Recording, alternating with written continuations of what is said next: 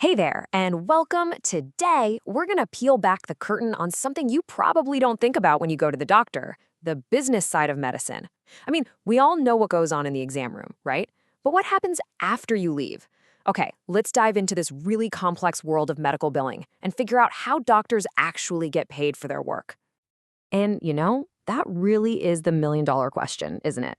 A doctor provides an absolutely vital service, but getting compensated for it? Well, it's notoriously difficult. It's a huge puzzle that plagues medical practices everywhere, and it kind of sets the stage for this whole system we're about to unpack. The best way to think about this whole process is to imagine a labyrinth. Seriously, it's this winding, complicated maze of codes, regulations, and back-and-forth communication that a medical practice has to navigate perfectly just to get paid for the care they've already given. And we're not talking about a simple conversation, like just sending an invoice. No way. This is a highly technical, coded language with specific codes for every single procedure and every single diagnosis. If you make one tiny error in that communication, a claim can get delayed for weeks, or worse, just denied outright. So how in the world do you manage this labyrinth? Well, there's a formal name for it: Revenue Cycle Management, or RCM for short. And it's not just about sending bills. It's the entire financial life cycle of a patient's visit, from the moment you book an appointment to the very last cent being paid and settled, the whole shebang. Okay, so if you're stuck in a labyrinth, what's the one thing you really, really need? A guide, right? Someone who knows the map? This is where specialized RCM partners come into the picture. They're the experts who know the way and can lead a practice through that maze.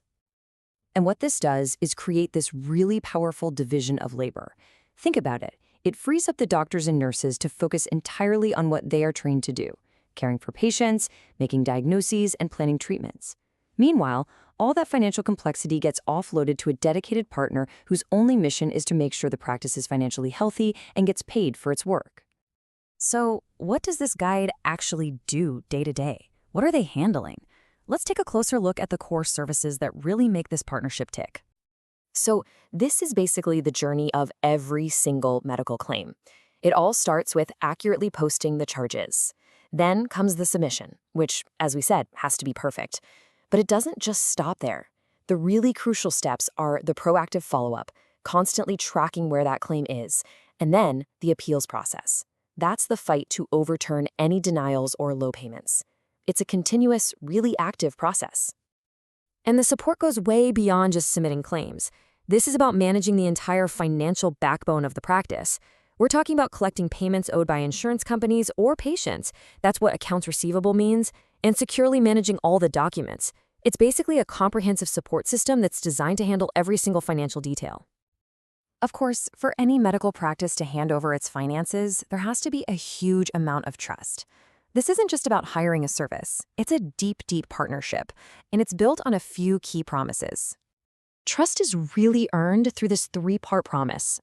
First, practices get total transparency with things like weekly reports. Second, they always keep control because they have direct access to their own billing system. And third, they get the deep expertise of a whole team of specialists.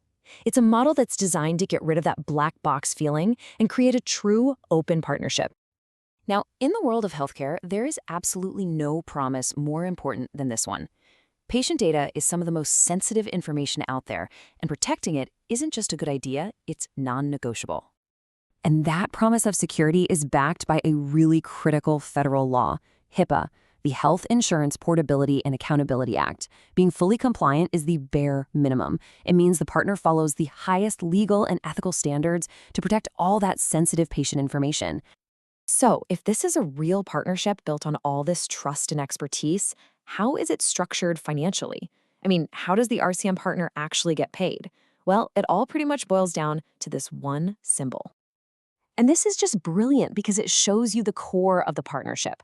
The RCM company is paid a percentage of the money they successfully collect for the doctor. That means their goals are perfectly 100% aligned. The partner only succeeds when the medical practice succeeds. So you better believe they have every incentive to fight for every single last dollar. Okay, so we've seen the problem, the labyrinth, we've seen the solution, and we've seen how the partnership works. So now let's zoom out and look at the big picture. Why does getting this system right matter so much for everyone? And really, this is the ultimate goal. When doctors and their staff aren't stressing about claim denials and chasing down paperwork, they have so much more time and mental energy to focus on their patients. A financially stable practice can invest in better technology, spend more time on complex diagnoses. In the end, better billing practices can actually lead to better healthcare for all of us. So, what we've seen here is how providers and their partners can take on a shared responsibility for a practice's financial health. But it leaves us with a much, much bigger question to think about. In a system this complex, with insurance companies, the government, patients, everyone involved, who really holds the ultimate responsibility for keeping our entire healthcare system financially healthy? It's a huge question, and there's definitely no easy answer. Thanks so much for joining me.